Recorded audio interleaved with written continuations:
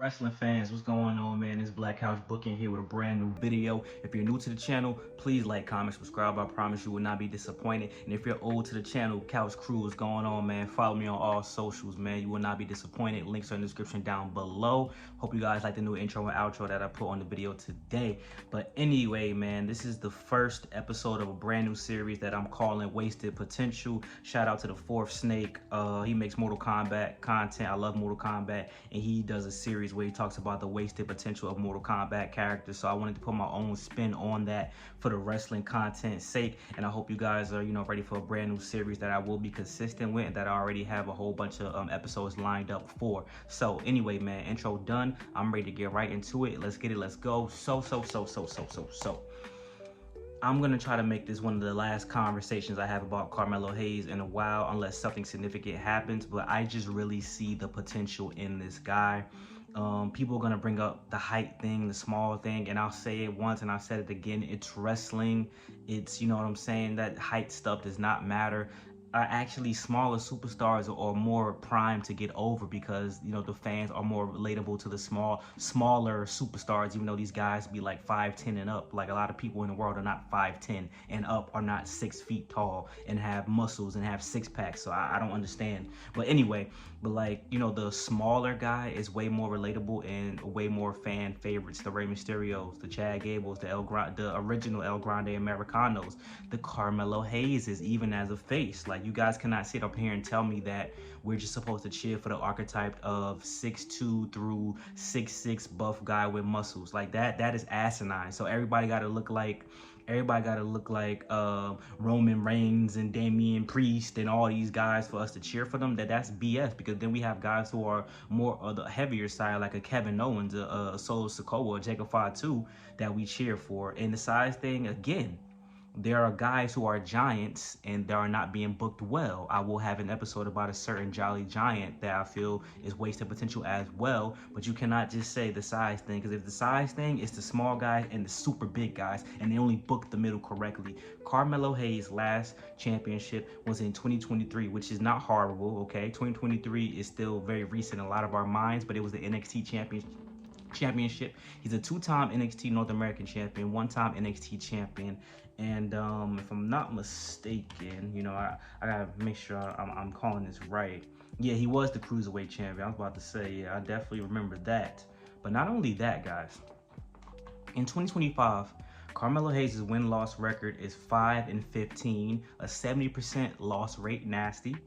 2024, 15 wins, 29 losses, basically a 50% loss rate. This is absolutely nasty, disgusting. Do wins and losses matter that much in WWE? No, because they don't keep track of them. We keep track of them. But it's very noticeable when you're not winning and doing anything of significance. This man was the #1 draft pick in the draft. Got drafted to Smackdown. He was #1.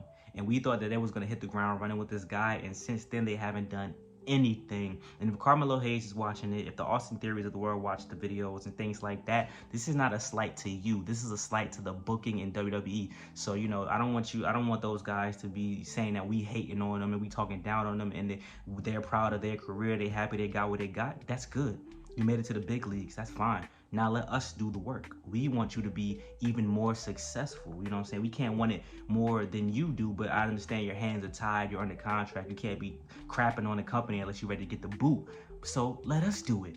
Carmelo Hayes and Trick Williams was one of the best acts on NXT at that time, having the barbershop talk, hanging up the jerseys in the Raptors when Carmelo Hayes beat everybody. Carmelo Hayes and Ricochet put on a master class. Carmelo Hayes, and I will say it, I've said this many times, is one of the greatest North American champions in the history of NXT. In my opinion, the greatest North American champion in the history of NXT. And that's holding the titles like before 2023, still very recent. There's guys that held that title before the 2020 era. So you have to understand that. Like, Carmelo Hayes on the main roster, it should have been a layup. The #1 draft pick, you put the United States Championship on him ASAP. I don't understand why that's such a hard concept to grasp. I don't understand how you don't have Carmelo Hayes beat Andrade, which is my favorite wrestler, in the Best of 7 series, then go on to face LA Knight for the United States Championship, beat LA Knight, then he can drop the championship. And you could still have your Shinsuke Nakamura LA Knight story. You could still have your LA Knight, Jacob Fatu, Sol Sikoa. You could still do that, but having the United States Championship, even if it was a 60-day reign on his resume, would put him in a better position to be in than what he is in right now. I don't understand how you set up something with Carmelo Hayes and The Miz and you don't follow through, where you literally had the MVP and Matt Hardy storyline as a layup to you.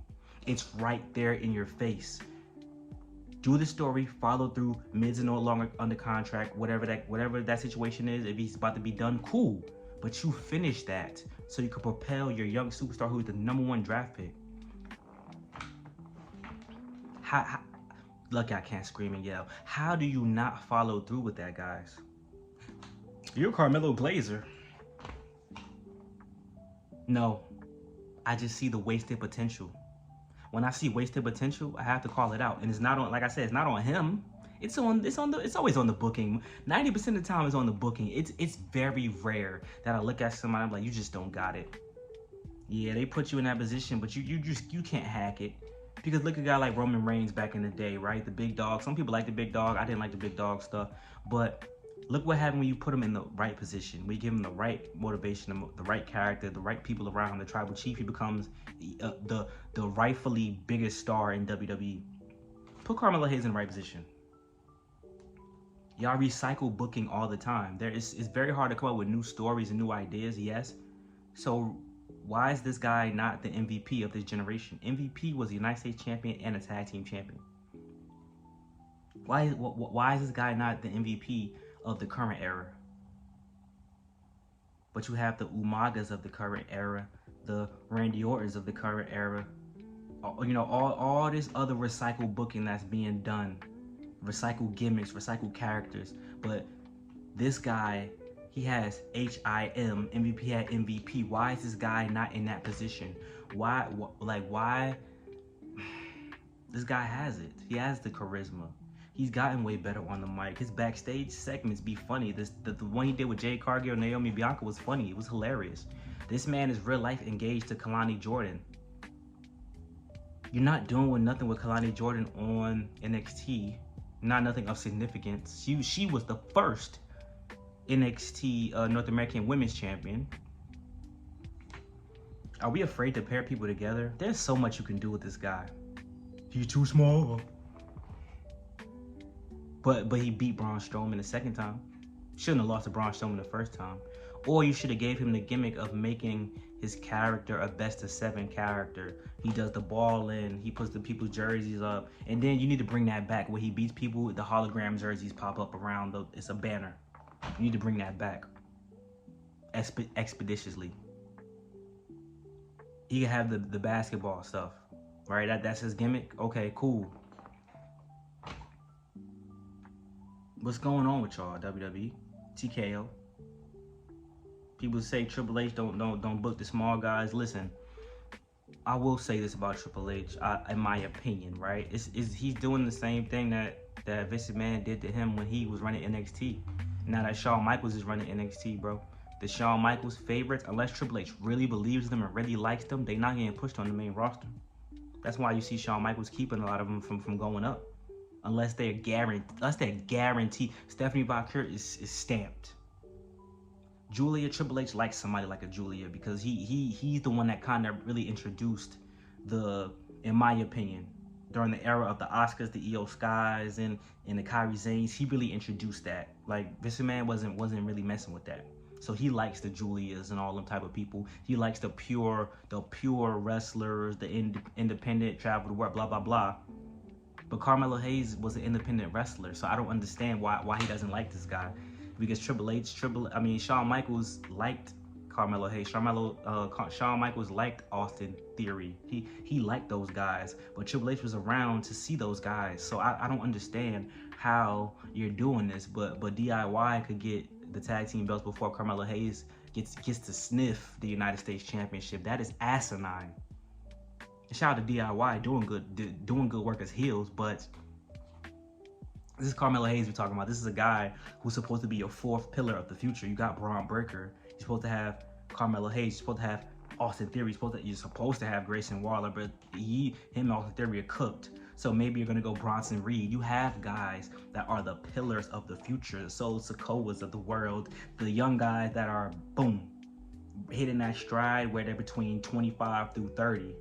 And you're supposed to be pushing them to make the next Randy Orton's, John Cena's, Edges of the world, but Batista's, but we're not doing that. We're only doing that with Braun Breaker. Because even Bronson Reed is playing third fiddle in that faction for no reason. But Carmelo Hayes not playing a fiddle at all. That motherfucker playing the damn triangle. You're not giving Carmelo Hayes nothing. I'm not saying give him the world. If you don't think he's worthy of that, but at least build people to be the top mid-card guy. That's what I'm saying. I'm not saying give him crumbs or scraps. I think Carmelo Hayes as a WWE champion would be fire, in my opinion, with a Money in the Bank cash in or a King of the Ring win. Carmelo Hayes with the crown would look dope.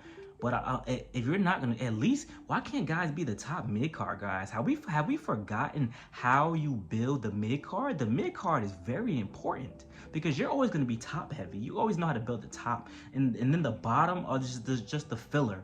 But the mid-card usually carries most of the show. If you want to be completely honest, the top opens the show and closes the show. And the mid-card is the middle of the show. The low card be getting main event. And the low card is a backstage segment with Akira Tozawa in them. But the mid-card carries the show for the most part. And you don't have a guy who was the NXT champion, who was the NXT North American champion, who was killing it as a cruiserweight, who was killing it on the independent scene, whose old partner right now is killing it as a TNA champion. Literally, what Trick Williams got being a TNA champion, and with NXT you could have Carmelo Hayes being as popular, if not more popular, on the main roster. But you fumble in that. So now I'm worried about Trick Williams, and I'm worried about Obafemi as well. They're bigger than him, but who's more? Carmelo Hayes had, like I said, that relatability. I feel like charisma can get him over, and I feel like he has a gimmick that's a very easy gimmick to capitalize on. I think Trick Williams is coming to his own, and I would say Trick Williams is actually more popular now that Carmelo Hayes. Look, almost died saying that. The truth though.